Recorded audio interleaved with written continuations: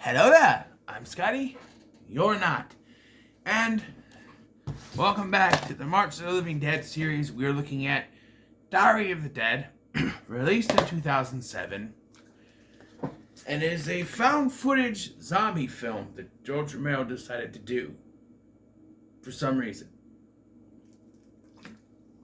I like found footage films, but this one... So the whole thing with found footage is that you have to put in a reason as to why your character is filming.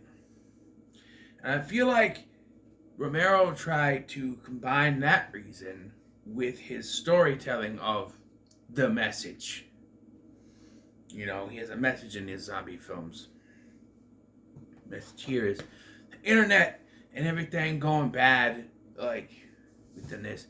And it's also confusing because this movie takes place at the beginning of the zombie apocalypse, which tells me this is supposed to be a prequel. And even Wikipedia, George Romero himself has stated this takes place concurrently with Night of the Living Dead. The only problem with that is that Night of the Living Dead took place in 1968. This does not take place in 1968. You have cameras, and they tell you what kind of camera they are filming on.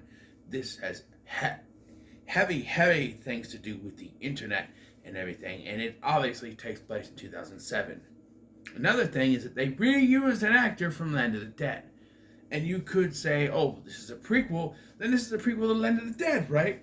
Well, no, because after I watched this, I'm like, oh, hey, Sean Roberts plays the character of Tony in this, right? I'm like, yeah, hey, Sean Roberts survived. So, because I was confused, because it's supposed to be the start of the zombie apocalypse, which for some reason happens very, very fast, because within a few hours, hospitals are ransacked and bunches of zombies everywhere. It's very confusing.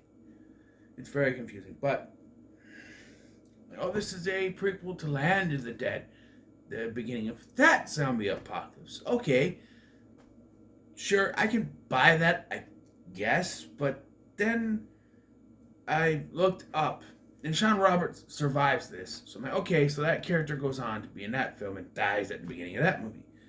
So then I looked it up, and his character's name in Land of the Dead is Mike. So it's not the same character.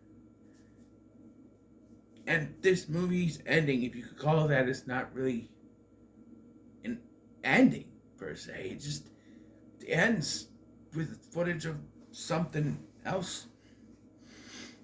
So, in the film, we are told by Deborah, who is the one who edited and put out this documentary of the footage that her and her friends, of what her and her friends went through during the beginning of the zombie apocalypse, including her boyfriend Jason, who was the original director, or is the director of this documentary thing. She even says, well, I added music to scare you, and there's just times when music is added in this, like there's a scene where their friend is stealing their Winnebago to leave, their RV to leave, and they play Texas music because the character's from Texas.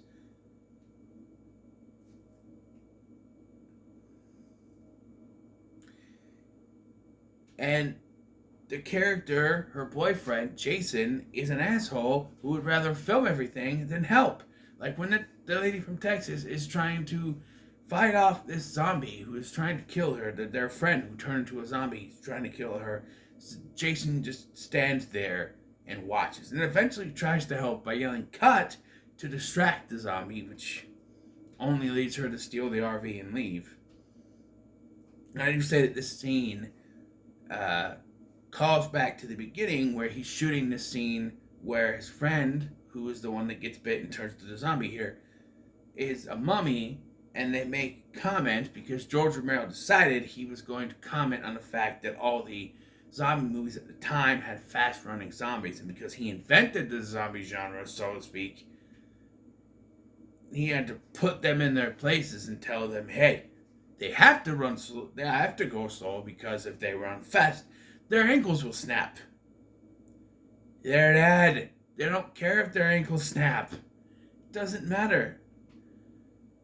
So yeah, it's just a commentary. And she's like, well, I'm not, like, oh, she's gonna slowly go towards you and end up attacking you, pulling your outfit to expose tits. She's like, no, I'm not doing that. Only later at this scene, it happens where this zombie friend is now zombified. Is supposed to be the mummy's now zombified. Grabs her, pulls down. You see tits for a second, and then she runs and gets in the RV with Jason just filming everything. I also feel there's too much stopping. Because, like, they go somewhere and they stop. Stuff happens, they get back in the RV, they go to another place, they stop or are stopped, do stuff happens, they go, they stop. It's like, so they decide when this stuff happens, they go to, first thing, they get in, they're driving, their driver gets attacked or tries to kill herself or something, so they go to the hospital. That's their first thing. They see that the zombies taking over this hospital. Basically, zombies and doctors and nurses, I should say, are taking over and are walking around. They're forced to kill their friend. I should also mention that Chris Voilette, the blue SPD Power Ranger, is in this, and I was disappointed that he didn't have much screen time. He's dating a Texas girl, and she's like, "Oh, together forever," and she's like, "We'll see." Okay, and then like the very next scene, they get to the hospital and he's bitten, and it's like, okay, haha, sure, and then they're forced to kill him, but he dies of a bite, and they even play commentary to that, like, he was just bitten. How could he die from that? And that is a fair point. Romero, you never explained it to us. I know he's passed on, but it's never ever explained in these movies how you can get bit and then just die. Is it part of the virus? Is it something in the bite that kills you instantly? It's never explained. They also lay out the rules of a zombie apocalypse. Like, well, if you get bit and you die, you turn, which is the rules established by most zombie films. But Romero says, no, you gotta do it. My rules, and that guy corrects them and said, no, if you die, you turn. Because it was something in the air, remember? In the original, some probe that landed and put stuff in the air that brought the dead back to life, and then people were dying. And in these movies you've seen, people can get shot and then come back to life, even if they weren't bit. So, but other zombie movies, they go out there and just say it's the bite that turns you. But Romero, he gotta stand firm on that. If you die, period, you turn, because he invented it, so his rules are the one and only rules you have to follow, right? That's the whole thing with this movie, is that he is showing you what the true rules of zombie horror are, and that every other zombie movie is wrong. They have to be slow zombies. It doesn't matter if you've been bitten first, because it's in the air, right? But, George, from Beyond the Grave, let me tell you this. Sure, this is all in the same continuity somehow, but in other zombie movies, there are other ways that the zombie apocalypses start, not just things in the air. So, I don't know, but it all seems very much. So after the hospital, they move on and they find this Amish guy because they need to fix the gas line. And so they stop there. We get the Amish guy, Samuel, who's the best character in this movie because he blows up a bunch of zombies and then just, because he's deaf, he puts up the stain that says, "I'm Samuel. Hello." After they explode, which is funny. Then he ends up dying anyway, but after they get the thing fixed, they go, but then they are found by some men, one of them which is a National Guardsman, and he helps them out, albeit they find zombies, and then they leave, and they go to Deborah's family house. Before they get there, another group of, no, I think it's after, they go to Deborah's house, and they find that her family has been turned. So the point of going there is useless. And they also do this thing. They find another camera at some point, and so they decide to go between the two cameras, which Romero, that's not how found footage works. I mean, some found footage films do that. They have two cameras, but it's more or less just, hey, we have to have two cameras because I can't do this thing with one camera. I can't do this like we're supposed to, so I have to have multiple cameras to do it. I don't know. It's really weird. But yeah, they find her family's dead. They decide to head to their friend's place, but their friend who fucked off earlier in the film because he is a rich family estate and they'll be safe there. So, yeah. So they decide to go there.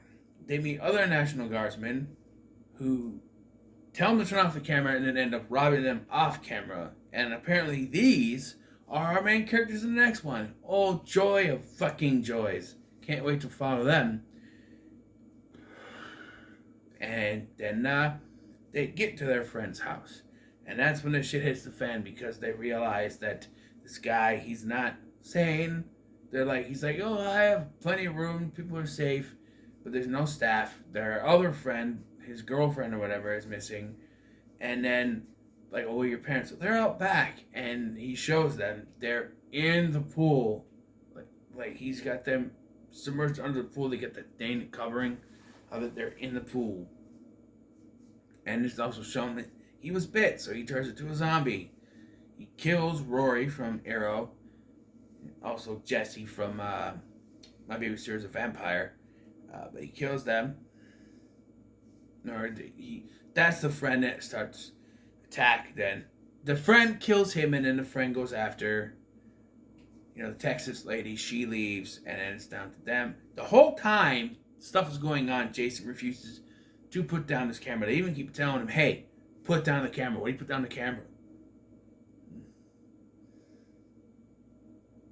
They also have this British professor dude with them who somehow knows archery, and Romero felt that they had to put that in the film. A reason why. How'd you know to do that? Oh, I took archery classes. I'm like, okay, don't know why you need to explain that, but yeah.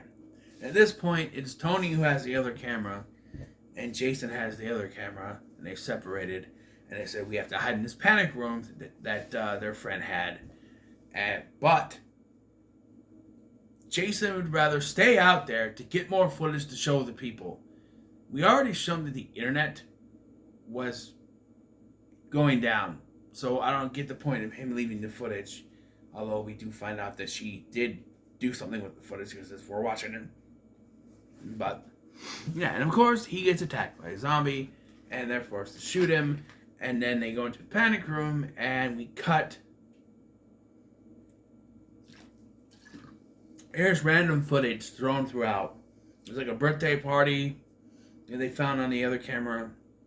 There's footage of like an assault team or a SWAT team going in, and this ends with people coming back to the end of the original Night of the Living Dead, where they're just shooting zombies as target practice. And then the film ends with the message, are we worth saving? But it's not a real ending. We don't find out what happened to the remaining. There's 3 people still alive. We don't find out what happened. There's no... They just go in the panic room. They say they're going to stay there. And it's not really an ending. It's just... I mean, it's safe to assume they turn off the cameras. So that's why we don't see what happens. They decided to shut off the cameras and not film anymore. So that's literally where it ends. But I don't know.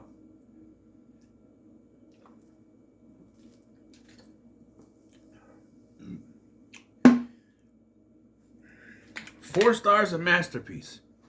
Nick DiGilio. You're an idiot. However, I didn't hate it like most people do. I say it's the middle of the road. There are some decent parts, but there were some characters that were just annoying, like Jason constantly just filming.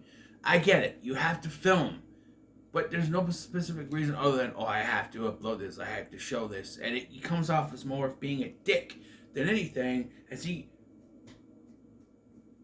films the Texas girl almost getting attacked, and she rightfully leaves. I don't blame her. But, yeah. It's middle of the road.